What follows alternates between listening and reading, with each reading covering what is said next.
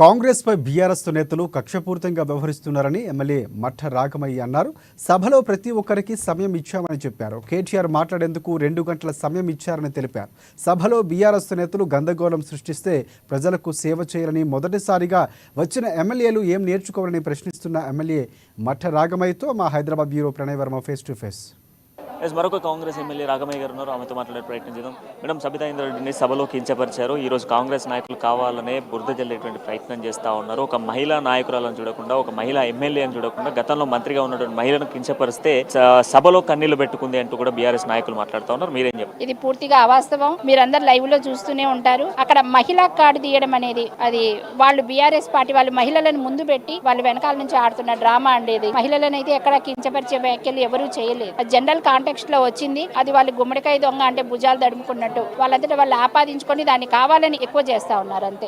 గతంలో కూడా మహిళలకు సంబంధించి రేవంత్ రెడ్డి సభలలో మాట్లాడేటప్పుడు ఒకసారి ఆచితూచి మాట్లాడాలి. మహిళా ఎమ్మెల్యే గతంలో ఆమెతో కలిసి పనిచేసినటువంటి అనుభవం ఉన్నటువంటి ఎమ్మెల్యే, గతంలో టీడీపీలో కూడా వాళ్ళిద్దరు కలిసి పనిచేసినటువంటి నేపథ్యంలో ఒక సోదరిగా ఉన్నటువంటి నన్ను పట్టుకొని ఈ విధంగా మాట్లాడడం ఇది కరెక్ట్ పద్ధతి కాదు అంటూ కూడా ఇంతకుముందు సబితా ఇంద్రారెడ్డి గారితో పాటుగా పలువురు ఎమ్మెల్యేలు మాట్లాడతారు. యాక్చువల్ గా జరిగింది ఏంటంటే సబితా ఇంద్రారెడ్డి గారే ఆవిడే అడిగారు, నా మీద నీకు ఎందుకు ఇంత కక్ష తమ్ముడు అని అడిగారు. ఎందుకు నన్ను టార్గెట్ చేస్తున్నావు అంటే అలా చెయ్యలేదు అక్క నేను అని ఆయన పాత జరిగినవి చెప్పారు. అందుకని వాళ్ళు కొంచెం ఎక్కువ హర్ట్ అయ్యారండి. హర్ట్ అయ్యి ఎక్కువ హర్ట్ అవ్వడం వల్ల అలాగే దాన్ని దురుద్దేశపూర్వకంగా తీసుకుని దాన్ని ఇలా ప్రజలకు వక్రీకరించి చెప్తున్నారు. ఎందుకంటే కాంగ్రెస్ వాళ్ళు 10 సంవత్సరాల్లో చేయలేని అభివృద్ధి ఈ 8 నెలల్లో, అందులో 4 నెలలు మనకి ఎన్నికల కోడే ఉండే, మిగతా 4 నెలల్లోనే ఇన్ని అభివృద్ధి పనులు చేస్తున్నందుకు ప్రజల్లో పెరుగుతున్న ఆదరణ చూసి ఓర్చుకోలేక బురద జల్లే ప్రయత్నంలో భాగంగా వాళ్ళు ఎట్టి పరిస్థితుల్లోనూ గొడవ చేయాలని వాళ్ళు వచ్చి గొడవ చేశారండి. శాసనసభలో అడుగుపెట్టారు. ఎలా ఎక్స్పీరియన్స్ అవుతా ఉన్నారు, లోపల జరుగుతున్నటువంటి ఇష్యూస్ అన్ని కూడా చూస్తూ ఉన్నారు. ప్రధానంగా నియోజకవర్గాలకు సంబంధించినటువంటి సమస్యలను కూడా చూస్తూ ఉన్నారు. ఇటువంటి కాంట్రవర్సీస్ కూడా వస్తూ ఉన్నాయి.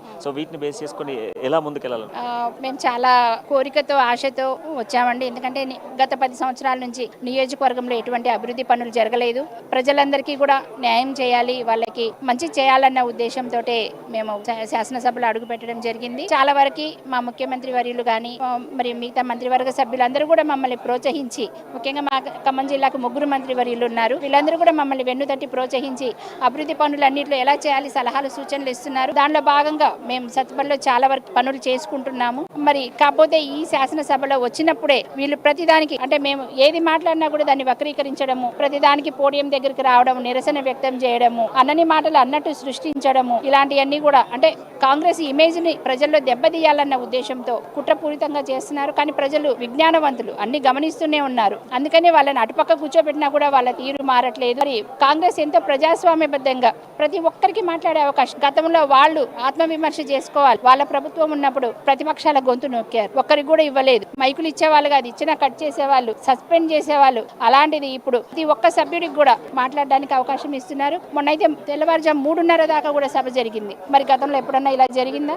మరి ఇంత ప్రజాస్వామ్యబద్ధంగా చేస్తున్న కాంగ్రెస్ మీద బురద జల్లే ప్రయత్నమే ఇది. Thank you. మొత్తానికి కాంగ్రెస్ ప్రభుత్వంపై బురద జల్లేటువంటి ప్రయత్నం చేస్తూ ఉన్నారు. ఈ రోజు ఖచ్చితంగా కూడా ప్రజాస్వామ్యంలో ప్రజలు చూస్తూ ఉన్నారు. కాంగ్రెస్ ఎల్లప్పుడూ కూడా మహిళలకి అదేవిధంగా ప్రజలకు తోడుగా ఉండేటువంటి సంక్షేమాలు తీసుకొచ్చే ఏకైక పార్టీ కాంగ్రెస్ పార్టీ. ఈరోజు సబితా ఇంద్రారెడ్డి మాట్లాడుతున్న మాటలన్నీ కూడా గుమ్మడికాయ దొంగలు ఎవరు అంటే భుజాలు తడుపుకునేటువంటి ప్రయత్నం చేస్తూ ఉన్నారు తప్ప బీఆర్ఎస్ నాయకులకు పోడియం దగ్గరకు వచ్చి అల్లర్లే తప్ప ఎటువంటి చర్యలు చేపడుతూ ఉన్నారు మీరందరూ చూస్తున్నారంటూ కూడా ఎమ్మెల్యే మాట్లాడుతున్న సిచ్యువేషన్స్ కనబడుతూ ఉన్నాయి. వీడియో జర్నలిస్ట్ మనోజ్ తో ప్రణయ్, ANN న్యూస్.